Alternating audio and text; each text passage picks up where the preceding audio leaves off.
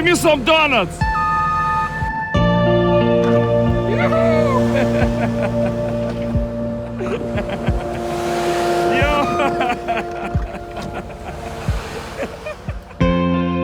Все, спать.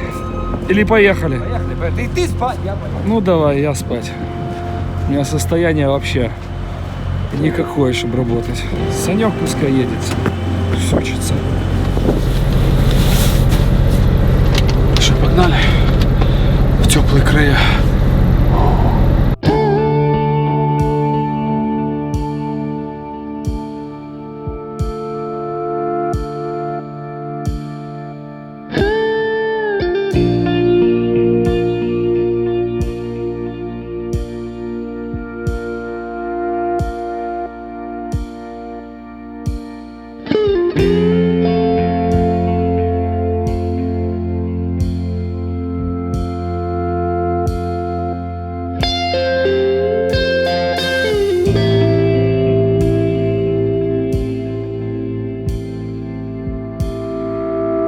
Ну вот она, наша боевая сцепка. Новая Volvo 760, новый трейлер Wabash.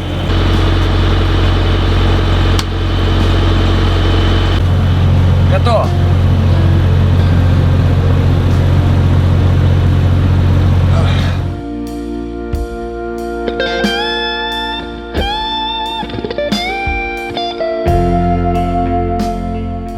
Расскажи о том, как ты пришел в дальнобой. Вообще, сколько лет ты в Америке?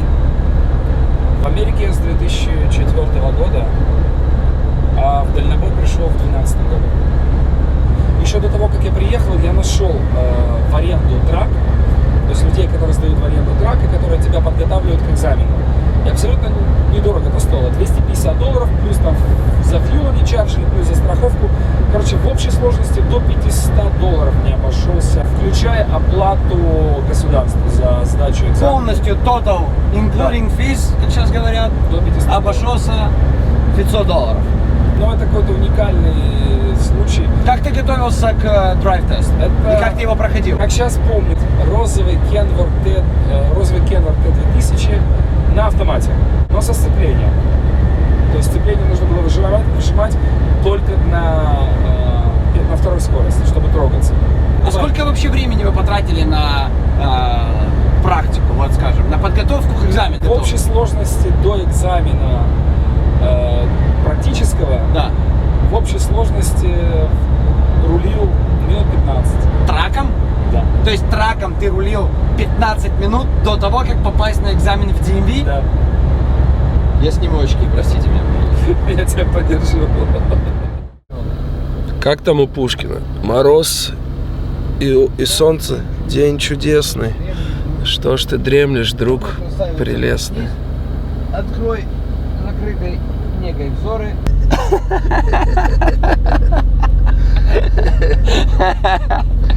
Давай, вставай. Не, до свидания. Приходите завтра. Ну что, мороз и солнце, день чудесный у нас. Ух ты. Минус 10. А в траке парилка. Надышал ты, Санек? Чем?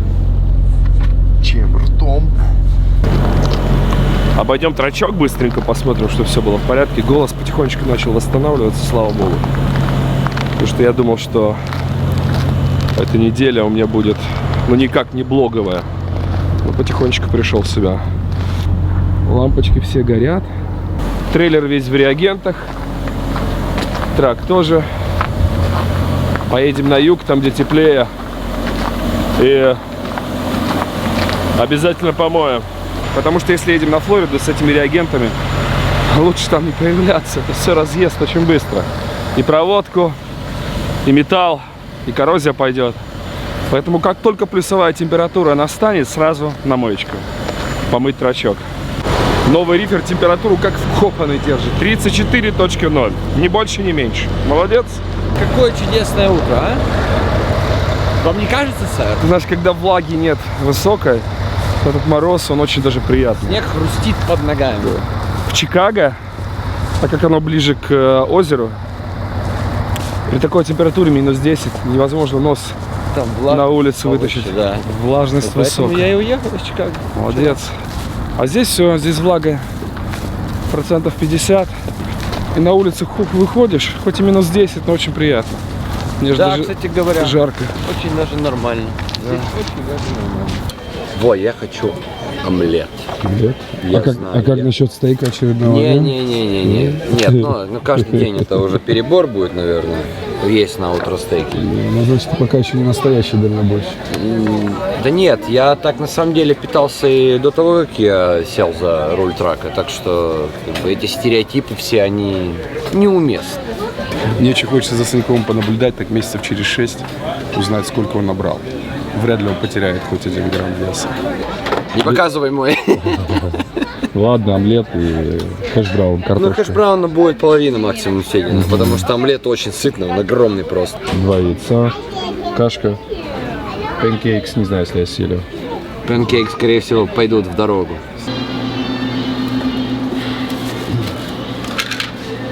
Не пейте чай в ресторанах. Если вы на пайлоте, лучше возьмите, купите в этих Да, этот пакетах. чай просто невероятный. Классный заварной чай, пакетики треугольные. Прямо видно внутри, что там чайные листы и добавки какие-то там, то есть цветы какие-то еще. Чай реально вкусный. Оверсайз, да? Да растешь до такого? До такого? Да. Ой, я не знаю. Я не буду зарекаться. Хотелось бы такое возить? Сейчас не могу сказать. Вот, правда не знаю. Платят неплохо. Но ответственности там в десятки раз больше.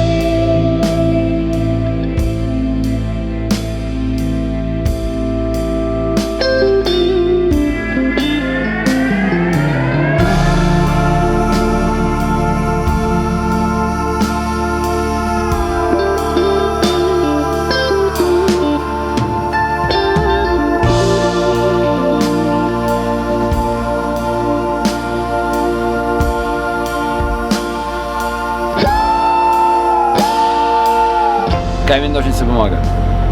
Давай. Еще не факт, что я поеду. Сейчас мы определим, кто поедет первый, да. Кто поедет первый. Камень, ножницы, бумага, раз, два, три. Еще раз. Камень, ножницы, бумага, раз, два, три. Камень, ножницы, бумага, раз, два, три. За руль! Все, Санек едет. Не хочет ехать он. Заставим. Ладно, говорили. Друзья, я не знаю, как это возможно, чтобы за 15 минут можно было подготовиться к экзамену в DMV и сдать его. Я тебе объясню, каким образом это получилось. И получилось у всех, кроме одного. Все вождения сдали. Один не сдал airbrake тест. Притрипа не было, но было обязательно перед тем, как ты тронешься. Но притрип вы сдавали на компьютере. Притрип на компьютере, но airbrake тест нужно было сдавать с экзаменатором. Я его сдал, и все те ребята, которые сдали airbrake тест, кроме одного, они все сдали... Все получили в итоге CDL. Все получили. Потому Понятно. что А что же вы за эти 15 минут подготовки успели сделать? мы проехались по точно такому же маршруту, по которому мы сдавали. Каждый из нас проехал этот круг. По площадке или вы выезжали в Мы город? выезжали в город. То есть это один и тот же маршрут. Так. Значит, он говорил, окей, здесь такой-то светофор, здесь вам нужно сделать такой поворот, здесь такой радиус. Все нюансы объяснил. То есть человек, который сдавал в аренду трак, он четко знал, что нам нужно делать, и четко знал, как объяснить, чтобы мы сдали. Что касается аллей доков и сдачи назад. В Техасе это было просто. Это была одна из причин, почему я поехал в Техас. Значит, нужно сдать только 2 фигуры езды задом на траке. Так. Это параллельная парковка и проехать по прямой, хотя бы там 10-15 метров. То есть офсет не был? Нет. Хитрость в чем заключается? Что ты во время сдачи практического теста можешь набрать 30 штрафных баллов. Да. Да. И сейчас так же. Параллельную парковку сдать, если ты не умеешь, не учился это делать, тяжело. Реально тяжело понять, как правильно крутить, чтобы не задеть бордюр. Если ты ее не сдал, тебе назначают 15 штрафных баллов. Но если ты попытался сдать ее и задел бордюр, ты автоматически проваливаешь экзамен. Нас предупредил, ты скажи, что ты не хочешь, не можешь. Вот, попытайся там что-то сделать, и скажи, что ты не можешь. Вот, тебе Ты отказываешься продолжать, да, ага. он тебе просто 15 штрафных баллов начислит. И ты сдал. То есть, получается, можно было просто проехать задом назад, получить 0 штрафных поинтов, Главное после проехать, чего главное проехать назад задом, потому что если ты не сдашь еще этого, уже набираешь 30 баллов и до свидания. Вот, а вперед ехать сложностей никаких не было, тем более нам объяснил, каждый из нас проехал, все четко объяснил. То есть на экзамене в DMV, когда у вас проходил экзамен, ты сдал назад, а от сдачи параллельной парковки ты просто отказался. Получил свои 15 поинтов и спокойненько дальше поехал в город. В общей сложности я набрал 22 штрафных балла, то есть он там еще начислил, где-то я на линию наехал, где-то что-то неправильно сделал, может быть, ну какие-то мелочи, абсолютно мелочи. Вот. И в этот же день я получился делать. Да, машины стали умнее, теперь они помогают провести притрип, не выходя с кабины. Headlights, галочка. Drive Plus, это противотуманки, галочка. Left turn, налево. Повернули, есть. Направо, галочка есть. Service brake. Тормозные огни горят. Hazard lights. Аварийка горит. Теперь здесь есть еще air brake. Air brake leak down test. Это стандартно то, что мы проходим на инспекциях. Вот. Отпустили. Да, отпустили и держим тормоз. Hold for 60 seconds. Start test. Нажимаю. Нога на педали. Не забываем, что у нас парковочный тормоз отжат. То есть машина не стоит на ручнике. Так, тест закончил, и за 60 секунд у нас давление упало на -2 PSI. Хотя тут, похоже, даже поднялось давление. Было 102, стало 104. Вот. Ну, в общем, никаких у нас потерь воздуха в системе нету. Это хорошо. И Exterior Light Inspection Mode. Она периодически включает разный свет, можно посмотреть, все ли лампочки работают.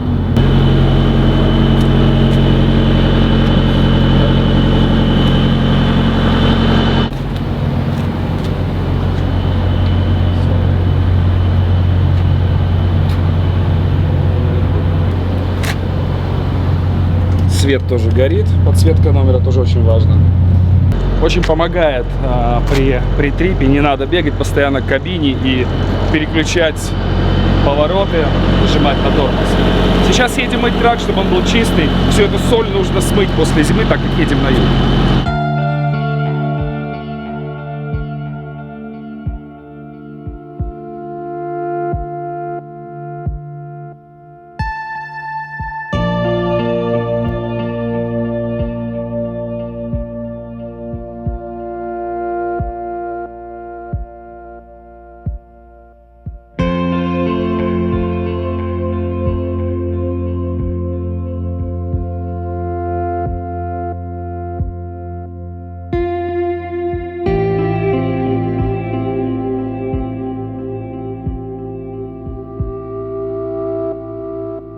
В общем, основную школу я получил со своим другом, у которого я работал.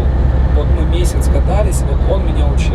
То есть там я А ты ему рассказал, как ты получил сидел? Сказал, он за голову схватился. И сказал, выходи из трака. Нет. Месяц мы катались вместе, причем на механической коробке, на десятке. Я так злился, что мне не получалось переключать эти скорости. Там же без синхронизатора коробка, там не так, как на машине.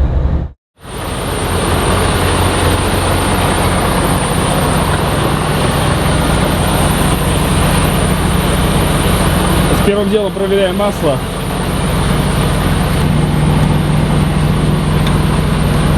Смотрим. Уровень масла нормальный. Вот это пределы. В каких пределах он должен находиться. Как часто нужно менять масло? Ну, на Volvo рекомендуют раз в 40 тысяч примерно. Но правильно будет 18-30 25. Я обычно раз в 18 тысяч меняю. Какое масло ты заливаешь? 1030, W1030. Какое-то специфическое или все равно можно брать любое? Ну, это на выбор, это на любителя. Так, что мы делаем дальше? Дальше, проверяй все жидкости. Проверим уровень жидкости в гидравлике. Вот она. Все нормально, все в пределах нормы. Окей. Есть.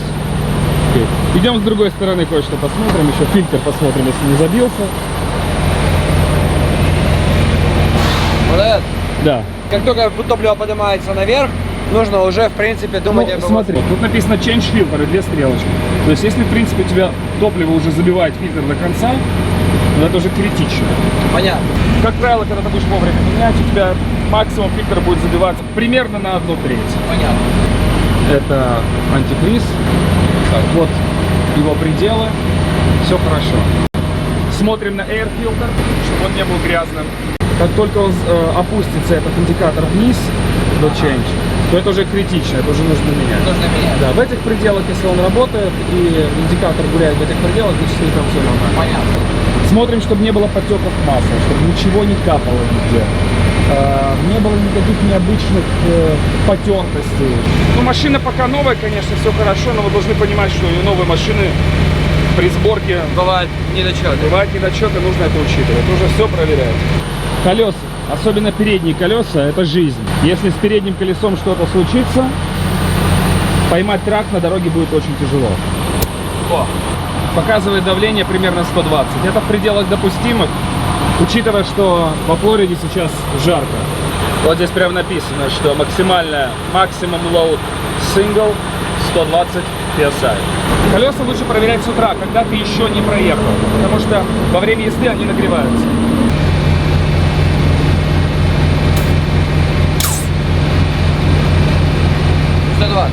Отлично. Давление распределено равномерно. Сейчас пойдем по кругу пройдемся.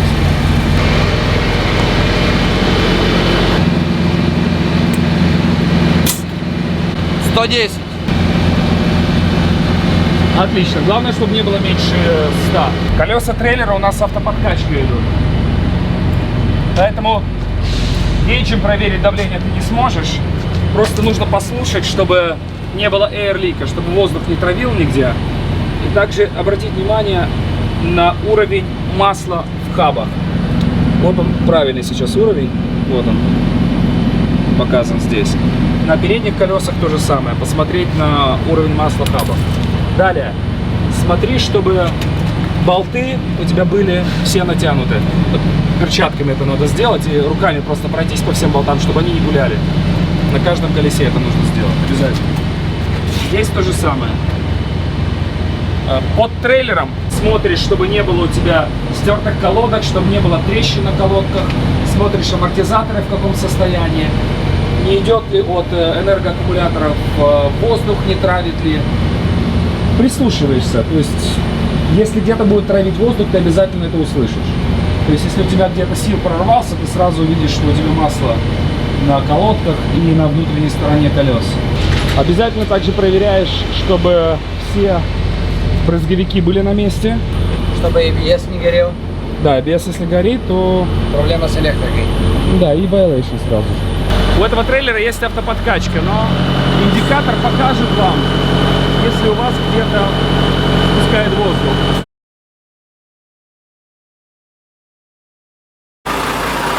Мужики, когда вы получаете трак 19 года, Кей это 19 год, и трейлер 18 года, следите за техникой и смотрите, если лампочка эта горит, это значит, что где-то в системе выходит воздух в трейлере.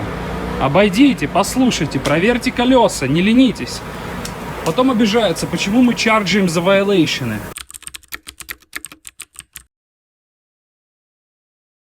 Тут четко и ясно слышно. Air leak. Вот он. Пожалуйста, видно, слышно. Как задувает.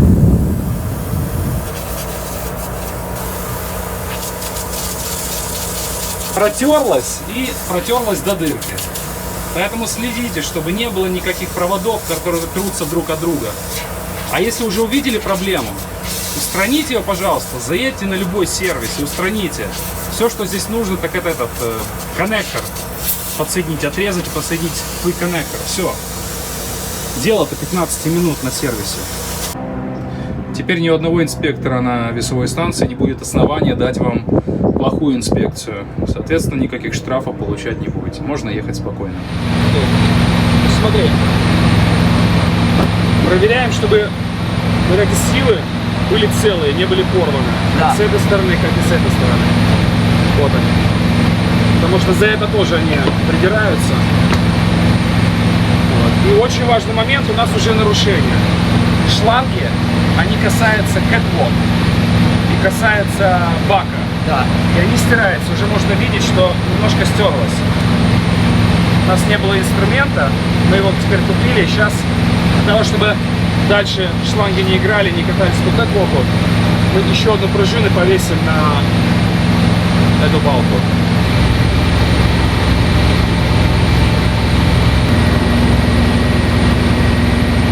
Нигде не касается. Все в навесе, даже вот там, где ручка. Отлично. Окей. У нас трак новый, и, как правило, новые траки. На новом траке пятое колесо, как правило, отодвинуто на самый конец. Нам нужно его подвинуть примерно на середину, для того, чтобы при полной загрузке развесовка была правильная. Часть нагрузки передать на переднюю ось. А что делать с траками, на которых пятое колесо неподвижно? Разгружать груз. Пятое колесо лучше всего двигать с полным прицепом.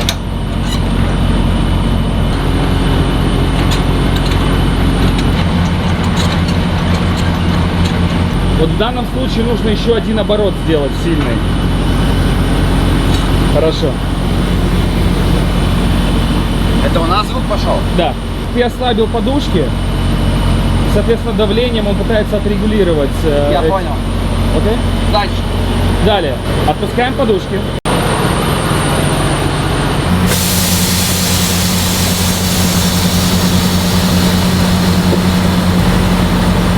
Подушки спустились. Теперь нужно освободить пятое колесо, пины пятого колеса. У тебя кнопочка есть, идем покажу. Да, вот это крайняя кнопка.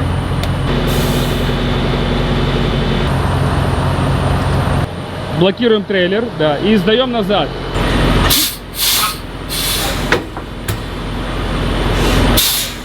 Смелее. Еще. Оп.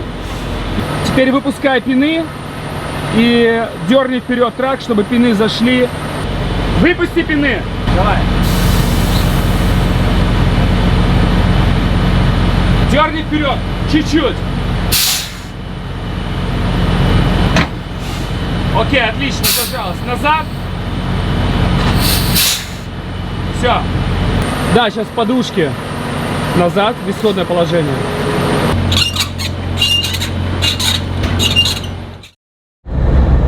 Ну, я очень быстро, вкратце расскажу, как сдавал я. Это очень типичная процедура для всей Америки. На всю сдачу в экзаменах в DMV я потратил, по-моему, 20 минут.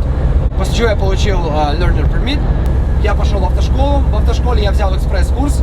Экспресс-курс был рассчитан всего лишь на 10 часов для коробки механика. И если ты берешь коробку автомат, то курс меньше, курс всего 7 часов. Ну, вот, поэтому как бы я решил, что зачем мне нужно иметь какие-то ограничения.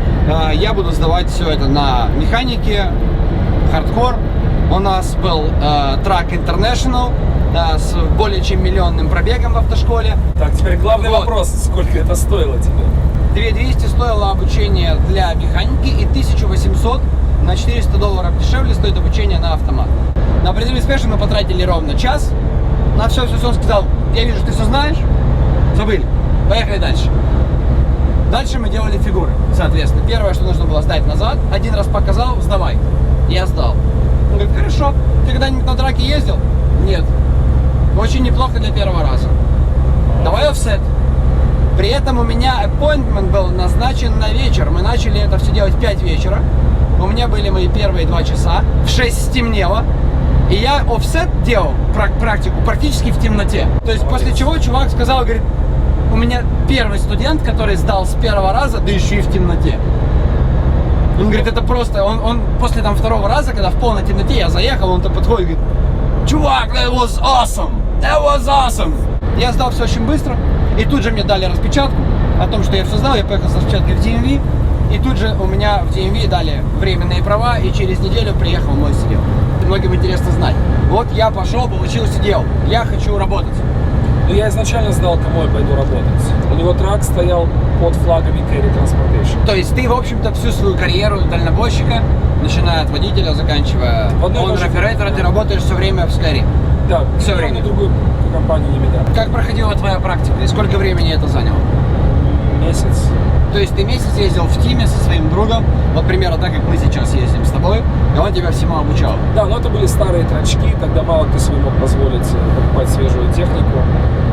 Тогда это Ну, было да, тяжело. я как мажор. Ты Уже как, извините да, ты у меня, вас мажор, пожалуйста. да. Да, я сел сразу за волю 18-го года. Зарплаты тогда начинались в те годы 30-32 цента за милю, 36.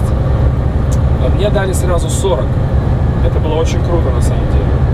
Потом поднялась зарплата до 42 центов. То есть, когда я уже прекратил ездить как наемный водитель, моя максимальная зарплата на тот момент составляла 42 цента за милю. Первые Да? 50 миль Первые 50 миль не оплачивались. Сейчас какая ситуация? все мили оплачивались. Сейчас оплачиваются все мили. Да, и у нас компания уже платит 60 центов за милю. 60. 60 центов платит компания Carry в данный момент водителям, которые у них работают, платят 60 центов. 60 центов. Это очень круто. Это связано с чем? CLD? Связано с CLD, да, связано с рынком. Цены растут, конкуренция растет. Кстати, по поводу траков. Вот я конкретно виделся уже с некоторыми ребятами, кто работает в Carry, кто работает конкретно на компанию, а не водят траки Энтони, а практически у всех новые траки.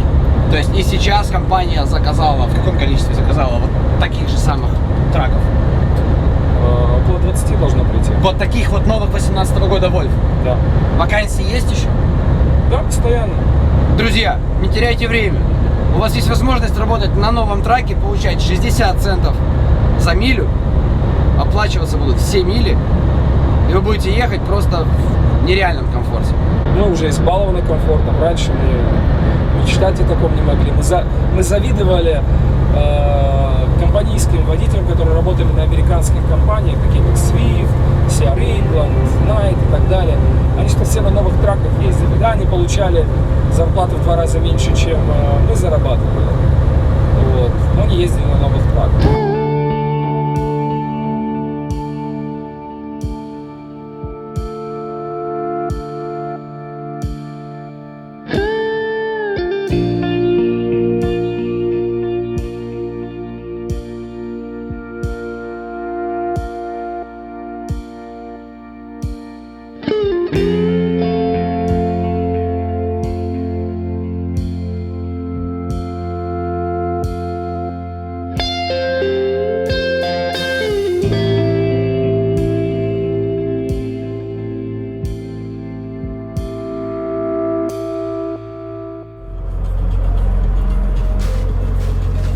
Друзья, 3600 миль 2018 года Volvo.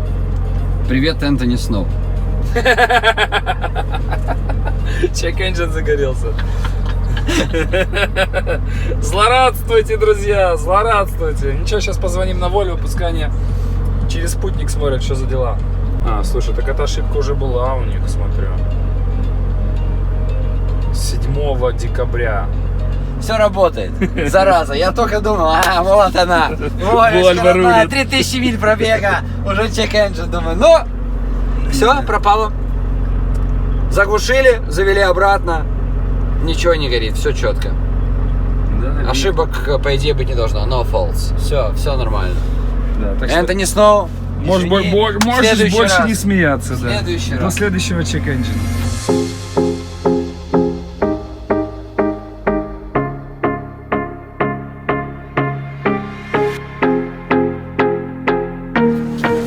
Где ты, Санек? И это не Нью-Йорк, друзья, это Майами. A step I take, a life I break. What was pristine is now obscene.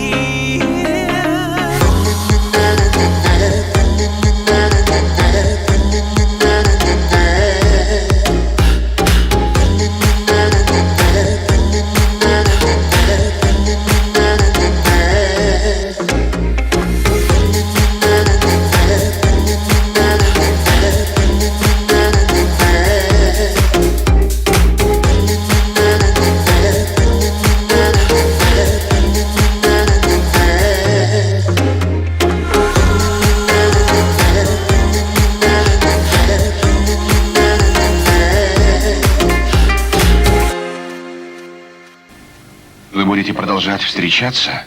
Да. Тайная жена без венчания. Ну, прости меня. Когда ты пришла в этот дом, ты была свободна, сейчас другое. Тогда было все иначе, поймите.